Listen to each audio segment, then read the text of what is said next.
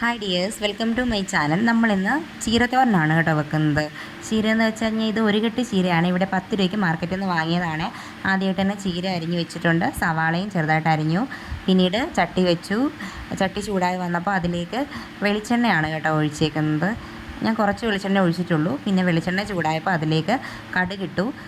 പിന്നെ കുറച്ച് വറ്റൽമുളക്, സവാള ചെറുതായിട്ട് അരിഞ്ഞത് ഇട്ടിട്ടുണ്ട്. ഞാൻ സവാള വാടാനുള്ള ഇച്ചിരി ഉപ്പ് ഇട്ടിട്ടുണ്ട് കേട്ടോ.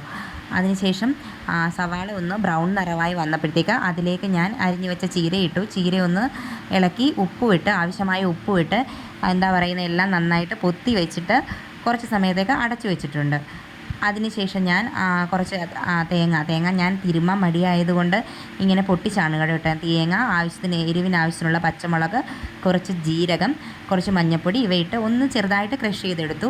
പിന്നീട് നമ്മളിങ്ങനെ വേവിക്കാൻ വെച്ചിരിക്കുന്ന ചീര ഇങ്ങനെ സൈഡിലേക്ക് മാറ്റി ഞാൻ അതിൻ്റെ നടുക്കേക്ക് എന്ത് ചെയ്തു, ഈ അരച്ച് വെച്ചേക്കുന്ന തേങ്ങ ഇട്ട് കൊടുത്തിട്ടുണ്ട്.